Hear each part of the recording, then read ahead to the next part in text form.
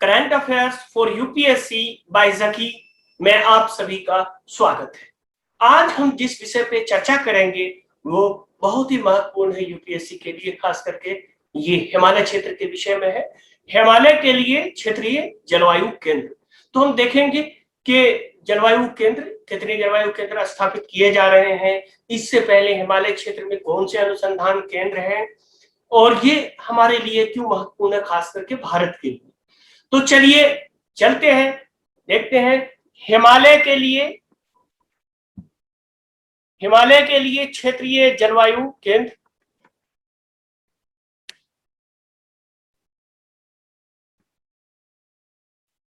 तो बेसिकली भारत के हिमालय पर्वतीय क्षेत्र में एक क्षेत्रीय जलवायु केंद्र स्थापित करेगा। यह जलवायु केंद्र भारत और अपने पड़ोसियों के मौसम, अर्थात भारत के साथ साथ आप नेपाल, भूटान इत्यादि को भी मौसम सेवाएं प्रदान करेगा। इसी तरह का एक केंद्र भारत जिस तरह से बनाया है, चीन भी इसी तरह से उस साइड में बना रहा है। तो इसी तरह का केंद्र चीन द्वारा हिमालय के किनारे पे बनाया जा रहा है, यानी जो हिमालय है तो ये यहाँ हमारा केंद्र होगा और इस साइड में चाइना अपना केंद्र बना रहा है, उससे नॉर्थ में चाइना बना रहा है। तो ये जलवायु केंद्र होगा। तो चलिए देखते हैं ये क्षेत्रीय जलवायु केंद्र, इसके विषय में कि ये किस तरह से होगा और क्या काम करेगा। तो भारत के पहाड़ी इलाकों, अगर हम भारत के पहाड़ी इलाकों की बात करें और उसमें देखें तो उसमें आपको मिलता है पश्चिमी घाट, पूर्वी घाट, उत्तर पूर्व में म्यांमार की पहाड़ियां और हिमालय, ये चार महत्वपूर्ण शामिल होते हैं। जैसे कि आप सपोज कीजिए ये हमारा भारत है,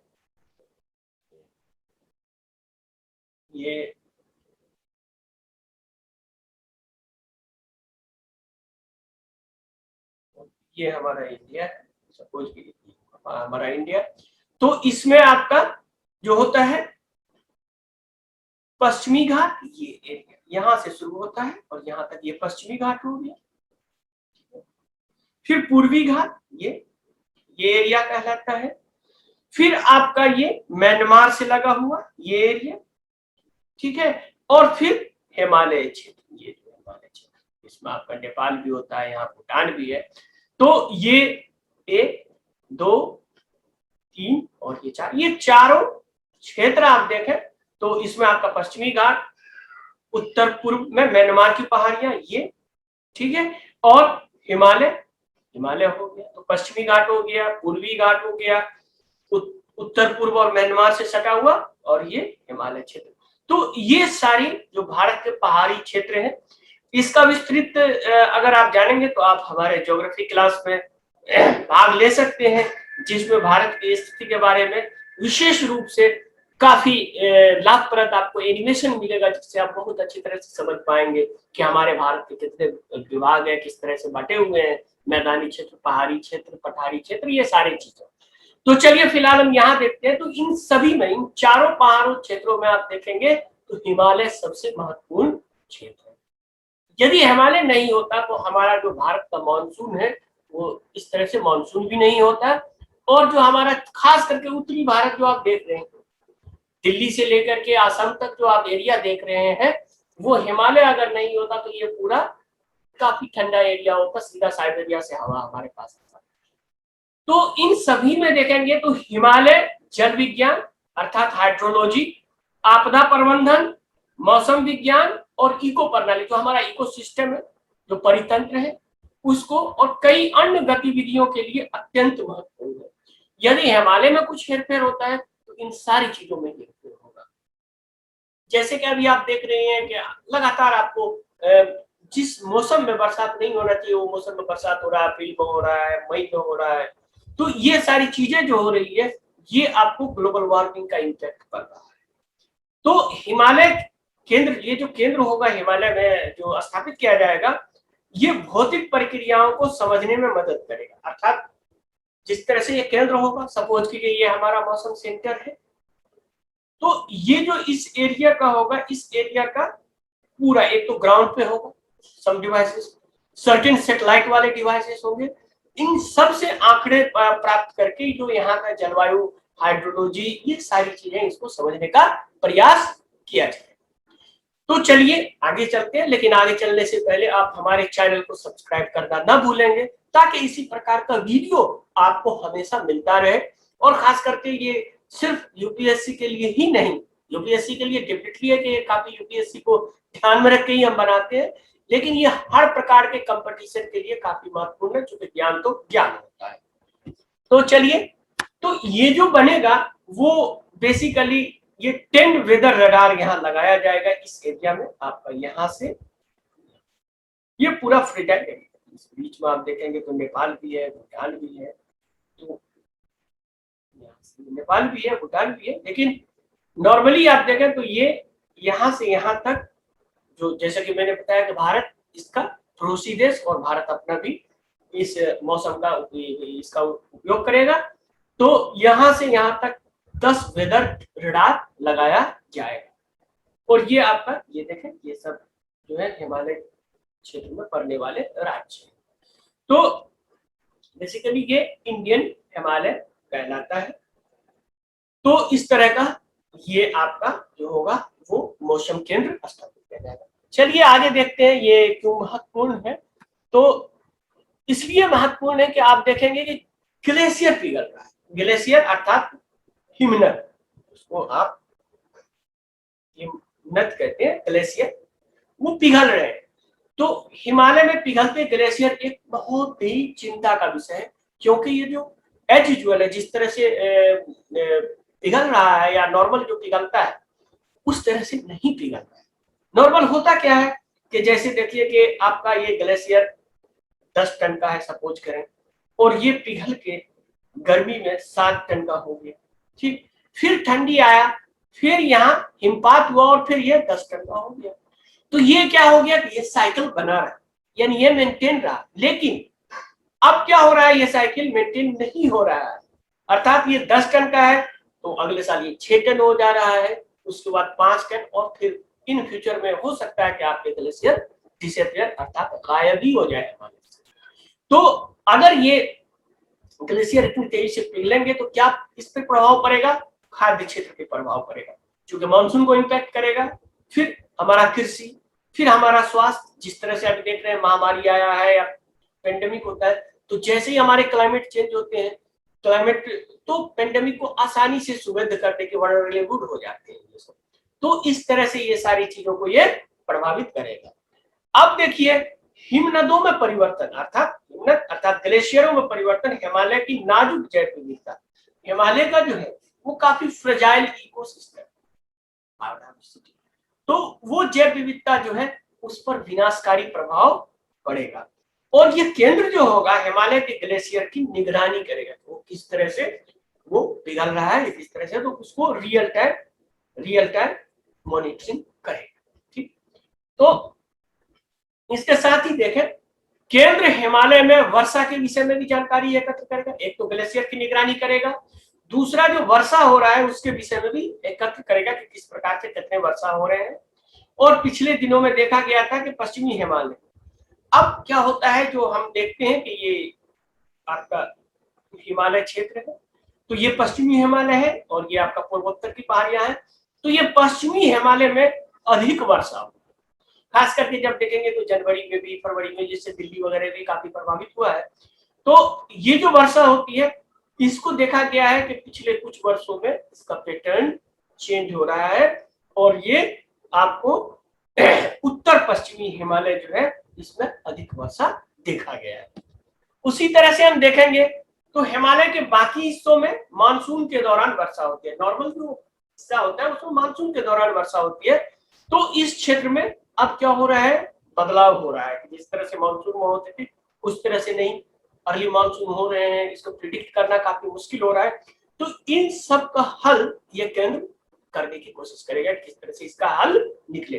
तो ये देखेंगे तो ये जो हिमालय का क्षेत्र है, इस क्षेत्र हिमालय का क्षेत्र है, इसमें तेजी से बदलाव हो रहा है, क्योंकि जो दुनिया की तुलना में, दुनिया जिस तरह से ग्लोबल वार्मिंग हो रहा है उससे अधिक तेजी से हिमालय गर्म, कुछ विशेष शोध में बताया गया कि दुगुनी गति से हो रहे हैं। जो वैज्ञानिक पहले सोचते थे उससे कई गुना लेकिन कम से कम दोगुनी रफ्तार में तो हो ही रहे। तो ये सारी काफी महत्वपूर्ण जानकारी है जो आपको अपडेट करना बहुत जरूरी है। अब देखेंगे हम लोग तो इस क्षेत्र में भारी वर्षा देखेंगे। नॉर्मल हिमालय क्षेत्र में इतनी वर्षा होती नहीं है, लेकिन इस क्षेत्र में भारी वर्षा होती है। तो इस क्षेत्र में भारी वर्षा जिसमें बादल फटने, आपने देखा जो उत्तराखंड में क्या हुआ था बादल फटने से, और कई अन्य घटनाएं। अब ये बादल फटना अन्य घटनाएं तो वो क्या करेगा, उसका स्थानीय उद्योग, स्थानीय कृषि और जो बायोसिस्टम है यानी कि जैव प्रणाली है और जो लोकल इकोसिस्टम है अर्थात स्थानीय पारिस्थितिकी को प्रभावित करेगा। अचानक भ्रष्ट हो गया, सारे के सारे खेत तबाह हो गए, सारे के सारे मवेशी मर गए, तो ये सारी चीजें जो होगी ये काफी इकोनॉमी के लिए भी बहुत ही घाटे का सौदा है। तो ये भारी वर्षा दिखा गया किस तरह से बादल फटता है। तो ये बादल फटने के पहले की स्थिति का आकलन करेगा ये मौसम केंद्र। उसी तरह से इसीलिए केंद्र इन परिवर्तनों को धीमा करने के लिए इसको किस तरह से स्लो डाउन किया जाए, आवश्यक लचीला उपाय करने में मदद करेगा। इसके लिए इस क्षेत्र के लोग को बताएगा कि किस तरह के उपाय, किस तरह के आपको घर बनाने चाहिए, किस तरह से आपको रहने चाहिए। तो ये सारी चीजें वो वैज्ञानिक तरीके से देंगे जिसको रिसेलिएंट मेजर इंग्लिश में कहते हैं, उसको अगर हिंदी में कहें तो आवश्यक लचीलापन जो है उपाय वो किस तरह से होगा उसमें वो मदद करेगा। उसी तरह से देखेंगे केंद्र की स्थापना महत्वपूर्ण है क्योंकि हिमालय क्षेत्र में डेटा विरल है, यानी हिमालय क्षेत्र के बारे में ये पूरा मिस्टीरियस तरीके से उसका डेटा अभी भी अनुपलब्ध है, चाहे वो जियोलॉजिक डेटा हो या मौसम के डेटा हो। अभी हाल ही में जो मैंने बताया था कि हिमालय का चुंबकन, उसमें नए जियोलॉजिक डेटा है। नॉर्मली आप देखते हैं बताया जाता है कि यूरेशियन प्लेट और इंडियन प्लेट टकराया और हिमालय बन गया, ऐसी बात है नहीं। कम से कम वहां दो प्लेटें अलग अलग टकराई थी, यानी दो आपका सूचना, ये नया रिसर्च में आया है। तो ये जो पुरानी चीजें जिसको आप पढ़ते आ रहे हैं उसको तो जो बेसिक है जैसे कि एनसीईआरटी उसको डेफिनेटली आप पढ़े, लेकिन जो नया क्या एक्टिविटीज हो रहा है इसको आप ध्यान दें। नहीं तो फिर अचानक जब आपके पास यूपीएससी में क्वेश्चन आता है तो लगता है ये तो किताब से पूछ ही नहीं रहा, और क्वेश्चन तो पूछा है वही प्लेट टेक्टोनिक के बारे में ही पूछा है। तो इसके साथ आपको अपडेट रहना है। इसीलिए ये मैंने चैनल भी बनाया था करंट अफेयर्स, और आप लोगों की सहायता के लिए ही बनाया है। तो इसीलिए आप लोग अपने दोस्तों को भी कहें और ज्यादा से ज्यादा हमारे चैनल को सब्सक्राइब करें ताकि उनको पहली बार जैसे बेल आइकन आप दबाएंगे आपको नोटिस मिल जाएगा कि ये हिमालय के जलवायु केंद्र के बारे में बताया जा रहा है। तो जो भी पर्यावरण संबंधी न्यूज आएगा वो आपको मिल जाएगा, उसी तरह विज्ञान संबंधी जो न्यूज आएगा वो आपको मिल जाएगा। तो फिर आप जैसे ही अपडेट रहेंगे तो आपका ज्यादा से ज्यादा हल कर पाएंगे मुख्य परीक्षा में भी और पीटी परीक्षा में। और पीटी आप नहीं पास करेंगे तो आपका गेट में ही नहीं पास होगा। तो इसीलिए इस सब को ध्यान में रखते हुए इस वीडियो को ज्यादा से ज्यादा आप लोग शेयर करें। तो चलिए, तो इसके अलावा यहाँ पहले से एक उच्च हाई एल्टीट्यूड केंद्र था हिमालय में। तो हिमालय की ऊंचाई पर स्थित एक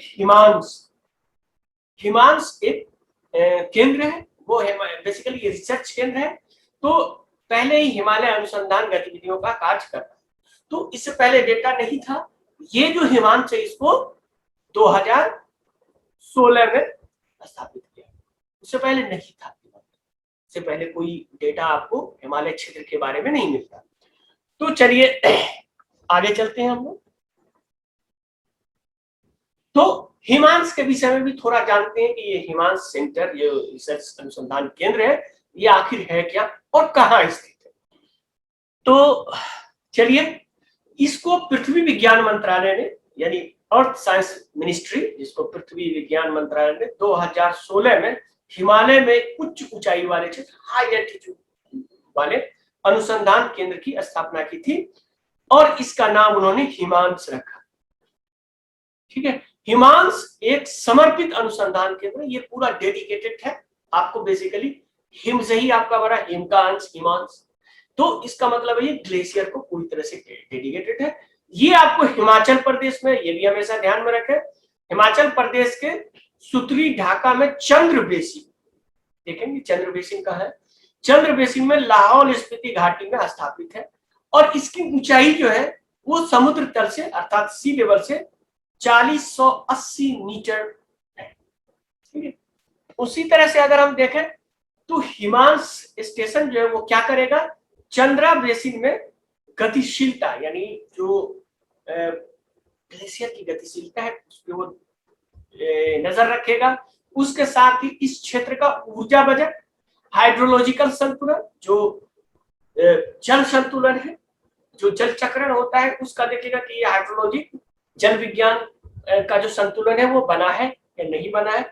इस सब को समझने के लिए ग्लेशियरों की उचित निगरानी करेगा और इसको NACOR ये national centre for Antarctic and oceanic research, इसका फुल फॉर्म है NACOR, national centre for Antarctic oceanic research इसको कहते हैं। तो इसी के एक कार्यक्रम के तहत हिमांश भी जो बना है वो इसी के कार्यक्रम के तहत बना है और इस कार्यक्रम का जो नाम है, जिस कार्यक्रम के तहत बना है उसका नाम है क्रायोस्फीयर एंड क्लाइमेट। क्रायोस्फीयर और क्लाइमेट के तहत ये इसको स्थापित किया गया है। तो ये थी संक्षिप्त जानकारी हिमांश के बारे में, लेकिन पीटी पॉइंट ऑफ व्यू से बहुत ही महत्वपूर्ण है। जैसे कि किस बेसिन में आपको है, तो चंद्रा बेसिन में। किस कार्यक्रम के तहत है, तो क्रायोस्फीयर एंड क्लाइमेट कार्यक्रम के तहत है। किस डिपार्टमेंट ने लागू किया है, NACOR ने लागू किया है। तो ये सारी चीजें काफी महत्व है जो आपके पीटी के लिए काफी महत्वपूर्ण साबित होगा। जब आप एग्जाम देंगे तब आपको पता चलेगा। चलिए आगे चलते हैं। तो हिमांश को हम लोग देखते हैं कि हिमांश जो स्थापित किया गया वो स्टेशन कहाँ है और उसका जैसे कि मैंने बताया था कि हर चीज के बारे में जैसे कि मैप को भी ध्यान में आपको रख के चलना होगा। कभी कभी मैप से भी क्वेश्चन पूछता है। आप में से जो भी छात्र मैप के विषय में अत्यधिक जानना चाहते हैं या हमारा क्लास लेना चाहते हैं तो मैं जल्द ही पीटी पॉइंट ऑफ व्यू से मैप का क्लास शुरू करूंगा और आप लोग हमारे ब्लॉग पे नंबर दिया हुआ है।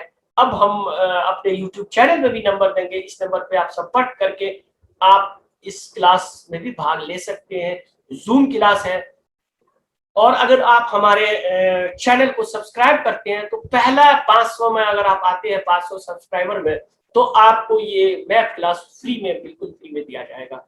तो इसीलिए इसको सब्सक्राइब करना ना भूलें। तो चलिए आगे चलते हैं हम लोग। तो ये है आपका हिमांश सेंटर और ये देखिए पूरा तरह से हिम से ढका हुआ, काफी उच्च ऊंचाई पे है, हाई एल्टीट्यूड पे। और ये मैप ये देखिए, ये हिमाचल प्रदेश में यहाँ ये हिमांश है। इसको अगर और इलाज करके देखें तो ये आपका है और ये है चंद्रा बेसिन, चंद्रा बेसिन है। और ये पूरा ये देखिए ये एरिया का रडार है और ये सब ग्लेशियर है और इन सब ग्लेशियरों पे निगरानी की जा रही है इस क्षेत्र में। और इस हिमांश को कब किया गया था, तो 2016 में इसको बनाया गया था। तो ये ध्यान देने की जरूरत है। तो चलिए आगे हम लोग चलते हैं। तो आगे देखते हैं अन्य प्रयास कि और क्या क्या प्रयास किए जा रहे हैं हमारे हिमालय क्षेत्र के लिए, ताकि ये जो फ्रीजाइल क्षेत्र है इसको किस तरह से प्रोटेक्ट किया जाए, इसको किस तरह से ग्लोबल वार्मिंग या बढ़ते प्रदूषण से रोका जाए। इससे पहले हिमालय में बहुत सारे रिसर्च आए हैं, एरोसोल पे भी रिसर्च आए हैं, तो देखेंगे अन्य प्रयास। तो भारतीय मौसम विज्ञान विभाग, इंडियन मेट्रोलॉजिकल डिपार्टमेंट और पृथ्वी विज्ञान मंत्रालय ने इस क्षेत्र में एक अवलोकन नेटवर्क का जो अवलोकन नेटवर्क है अर्थात ऑब्जर्वेशन नेटवर्क को बढ़ाने के लिए पहल किया, एक इनिशिएशन लिया है। तो इसमें क्या होगा, इस इनिशिएशन में स्वचालित मौसम के यानी जो ऑटोमेटेड क्लाइमेट सेंटर होगा, रडार की तैनाती होगी, क्षेत्र में विशिष्ट संख्यात्मक मॉडल का विकास किया जाएगा कि किस तरह से हम जो वेदर फोरकास्टिंग का मॉडल है हिमालय के लिए अलग तरीके से उसको डिजाइन कर सके। रडार तकनीक होगा, सैटेलाइट से किस तरह से जुड़ा होगा, ये सारी चीजों का इनिशिएशन किया गया है, इस तरह का प्रयास किए गए हैं। उसी तरह से इसके अलावा देखेंगे तो जो ग्राउंड पे ये सारी रडार वगैरह तो जो सैटेलाइट से हमारा लिया जा रहा है, लेकिन ग्राउंड पे भी कुछ उपकरण लगाए जाएंगे, सतह पे उपकरण, जैसे कि बर्फ गेज, आइस गेज होता है, इसको स्वचालित मौसम स्टेशन भी स्थापित किए जाएंगे और उसमें आइस गेज के अंतर्गत स्वचालित मौसम स्टेशन छोटे छोटे जो वहाँ के ह्यूमिडिटी, प्रेसिपिटेशन, ये सारी चीजों का वो लोकल विंड का, ये सारी चीजों का वो डेटा इकट्ठा करेंगे ग्राउंड। तो इस तरह से देखेंगे तो हिमालय को क्यों प्रोटेक्ट करने की जरूरत है, ये क्यों इतना महत्वपूर्ण है, तो इसलिए कि हिमालय पृथ्वी का तीसरा ध्रुव कहा जाता है। अर्थात हम जानते हैं कि सबसे ज्यादा हिम अर्थात जो आइस शीट पाया जाता है, बर्फ की चादरें पाई जाती है, वो उत्तरी ध्रुव और दक्षिणी ध्रुव पे पाई जाती है, और उसके बाद सबसे विश्व में कहीं भी बर्फ है तो वो हिमालय में है। इसीलिए वैज्ञानिक इसको पृथ्वी का तीसरा ध्रुव, थर्ड पोल ऑफ अर्थ कहते हैं, अर्थात पृथ्वी का तीसरा ध्रुव भी कहते हैं। तो इसीलिए अब हिमालय खतरे में है, तो हिमालय केवल एक पर्वतीय श्रृंखला न माने, बल्कि यह पृथ्वी के तीसरे ध्रुव का हिस्सा है। ध्रुवीय क्रायोस्फीयर के बाहर ग्लेशियरों की सबसे बड़ी संख्या, यानी सबसे ज्यादा अगर ग्लेशियर कहीं मौजूद है दोनों पोल के छोड़ करके, तो ये आपको हिमालय में है, इसीलिए इसको थर्ड पोल कहा जाता है। तो चलिए इसके बारे में और देखें हम लोग। तो जलवायु परिवर्तन पर 2019 में इंटर गवर्नमेंटल पैनल, जिसको आप हिंदी में अंतर सरकारी पैनल के अनुसार ग्लोबल वार्मिंग, ठीक है, और वायुमंडलीय एरोसोल, जैसे कि मैंने पहले भी बताया आपको कि एरोसोल प्रदूषण ये इसमें काफी बढ़ रहे हैं, और खास करके अगर हम देखें तो जो हिमालय क्षेत्र के, चाहे आप उत्तराखंड देख लें या आप हिमाचल देख लें, तो हिमालय क्षेत्र में जो अर्बनाइजेशन बढ़ा, शहरीकरण बढ़ा, ये काफी इम्पैक्ट किया। तो इसीलिए इस शहरीकरण को रोकना होगा, या अगर आप वहां बसाते हैं तो उसके हिसाब से जो जलवायु के अनुकूल होना चाहिए उसको आपको उपयोग करना पड़ेगा। तो इसमें एरोसोल प्रदूषण, भूमि उपयोग में परिवर्तन, अर्थात आप जंगल काट रहे हैं, पहले छोटे सड़कें हुआ करती थी, आप डायनामाइट से उड़ा के बड़ी बड़ी सड़कें बनाएंगे, तो फिर क्या होगा, क्लाउड बर्स्ट होगा ही होगा। तो इन सब परिवर्तन की वजह से हिमालय काफी खतरे में है। तो इसके बचाने का एक मात्र उपाय है कि इस क्षेत्र में जो so called development area, economic development हो रहा है, उसको रोका जाए, क्योंकि ये काफी फ्रीजाइल, काफी संवेदनशील क्षेत्र है और एक्टिव जोन में है, ये सब आप लोग जानते ही है। तो यदि अगर हम देखें, जैसे कि हमने बताया कि वैसे तो हिमालय क्षेत्र में ज्यादा तेजी से बढ़ रहा है, लेकिन अगर हम देखें कि अगर 2100 तक जो बहुत सारे प्रयास किए जा रहे हैं, तो 1.5 degree Celsius temperature, 1.5 degree Celsius की वृद्धि होती है, तब भी हिमालय के 50% आपके ग्लेशियर को पिघलने की संभावना है। यानी वैसे तो 3 के आसपास हो जाएगा, तो समझिए कि तब तो 70-80% से भी ज्यादा ग्लेशियर आपका गायब भी हो जाएगा 2100 तक। तो इसीलिए अगर 1.5 डिग्री भी रहेगा तब भी पिघलने की बहुत ज्यादा खतरा है। तो इसीलिए सरकार को चाहिए, जो पॉलिसी बनाते हैं उनको चाहिए कि वो उस तरह की नीति बनाए जो पर्यावरण के अनुकूल हो, न कि पर्यावरण के प्रतिकूल। तो चलिए, ये आपका था आज का हमारा हिमालय क्षेत्र के लिए जलवायु केंद्र। तो हमने देखा जलवायु केंद्र क्यों बनाया गया, हिमालय क्षेत्र क्यों महत्वपूर्ण है, और जो क्षेत्र है हमारा हिमांश वो क्या काम कर रहा है। तो इन सारी चीजों के बाद आप हमारे चैनल को सब्सक्राइब करना ना भूलें, और ये जानकारी सिर्फ अपने तक सीमित न रखें, अपने दोस्तों तक भी बताएं कि ये किस तरह से आपको दिया जा रहा है। और अगर आप टू वे कम्युनिकेशन करना चाहते हैं, हमसे कॉन्टेक्ट करना चाहते हैं, तो आप कमेंट में भी लिख सकते हैं, आप हमारे फोन नंबर पे कॉन्टेक्ट भी कर सकते हैं। आज हम आपको यूट्यूब पे अपना फोन नंबर भी दे देंगे, तो आप उन फोन नंबर पे बात हमसे कर सकते हैं। आप हमारे ज्योग्राफी के मैथ क्लास में भी भाग ले सकते हैं, क्योंकि मैथ क्लास से हर साल कम से कम 3 से 4 क्वेश्चन तो मिनिमम आता ही आता है, ठीक है। तो वो मैथ किस तरह से होगा, तो ये सारी चीजों के लिए, जैसे कि विभिन्न आपको क्षेत्र दे देगा, बोलेगा कि किस तरह से ये वायुमंडलीय क्षेत्र किस तरह से अरेंज है, तो कौन कहाँ सा स्थित है, ये सारी चीजें काफी महत्वपूर्ण होती है। यानी एक मैप आपका 100 क्वेश्चन का हल कर सकता है अगर आप ध्यान से उसको देखें। तो अगर आप मैथ क्लास में भाग लेना चाहते हैं तो पहले 500 अगर सब्सक्राइबर में आप आते हैं, अभी हमारा 100 सब्सक्राइबर हो गया है, और आप लोग को मैं ये अनुरोध करता हूं कि आप लोग कम से कम इसको जल्दी से जल्दी 1000 सब्सक्राइबर करें, ताकि ज्यादा से ज्यादा हम इसमें विद्यार्थियों तक फैला सकें और आपकी हम मदद कर सकें। तो प्रथम 500 सब्सक्राइबर को हम ये फ्री ये मैथ क्लास देंगे। लेकिन जब मैथ क्लास कब आपको मिलेगा, कब मिलेगा, जब हमारा 500 सब्सक्राइबर पूरा। तो इसीलिए आप लोग ज्यादा से ज्यादा जल्दी से जल्दी ये सब्सक्राइबर बनाएं, ताकि हम जल्दी से जल्दी आपका मैथ क्लास शुरू करें। तो चलिए, ये था हमारा आज का हिमालय के लिए क्षेत्रीय जलवायु के लिए। अब हम अपने अगले सेक्शन में जाते हैं। हमारा अगला सेक्शन है यूपीएससी के लिए प्रश्न। तो चलिए,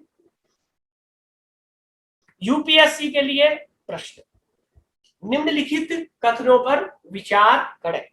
एक में है, हिमालय क्षेत्र में वर्षा के पैटर्न में बदलाव हो रहा है, क्योंकि हिमालय बाकी दुनिया की तुलना में तेज गति से गर्म हो रहा है। एक दूसरा चॉइस है, पूर्व में यह देखा गया, यानी विगत कुछ वर्षों में देखा गया है कि पूर्वी हिमालय में शीतकाल में अधिक वर्षा होती है। यानी पहले ये देखा गया है कि ये जो पैटर्न है चेंज हो रहा है और शीतकाल में अधिक वर्षा हो रही है पूर्वी हिमालय।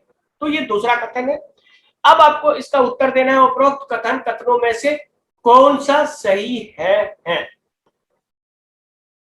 केवल एक, बी में केवल दो, सी में एक और दो दोनों, और डी में न तो एक और न ही। इसका उत्तर जानने के लिए आप हमारे अगले वीडियो में इसका उत्तर देखेंगे। लेकिन आप अगर हमारे इस वीडियो को पूरा देखेंगे तो इसमें आपको उत्तर आसानी से मिल जाएगा। ये जैसा कि मैंने आपको बताया, ये यूपीएससी के लिए विशेषतः प्रश्न बनाया गया है, लेकिन ये प्रश्न अदर कंपटीशन वाले के लिए भी महत्वपूर्ण है, क्योंकि वो अगर भारी और कठिन सवाल बनाएंगे तो आसान, तो उसके लिए ही आसान होता है। तो चलिए हम अपना अगला सेक्शन में जाते हैं। अगला सेक्शन है पिछले प्रश्न का उत्तर। पिछले प्रश्न का उत्तर, तो निम्नलिखित कथनों पर विचार करें। डेमो 2 के बाद नासा का कमर्शियल क्रू यानी वाणिज्यिक क्रू प्रोग्राम जो था के अंतर्गत क्रू 1 दूसरा ऑपरेशनल मिशन है। ये गलत है। ये जो क्रू 1 है ये पहला है, प्रथम है, दूसरा नहीं है। और ये जो डेमो 1 और डेमो 2 था ये कमर्शियल नहीं था। डेमो 1 में क्या था? मानव रहित मिशन था। डेमो 2 में क्या था कि 2 अंतरिक्ष यात्री को अंतरराष्ट्रीय स्पेस स्टेशन पे ले जाया गया था नासा द्वारा। लेकिन ये दोनों प्रोग्राम गवर्नमेंट के अंतर्गत था, कमर्शियल नहीं था, वाणिज्यिक नहीं था। और क्रू 1 जो था वो पहला वाणिज्यिक मिशन था, और क्रू 2 जो था, क्रू 2 ये दूसरा था। अगर इसके जगह हम क्रू 2 दे देंगे तो सही होगा, और डेमो 2 के जगह अगर क्रू 1 दे देंगे तब ये कथन हमारा सही होगा। इसलिए ये कथन आपका क्या हो गया? गलत हो गया। दूसरा क्या है? डेमो 2 को मई 2020 में लॉन्च किया गया था, बिल्कुल सही। इसने 2 अंतरिक्ष यात्रियों को अंतरराष्ट्रीय अंतरिक्ष स्टेशन तक पहुंचाया था, बिल्कुल सही। तो ये आपका ये सही है। तो इसका अब देखिए, उपरोक्त कथनों में से कौन सा सही है? केवल एक तो गलत हो गया। दूसरा बी, केवल 2, ये सही है, बिल्कुल केवल 2 सही है।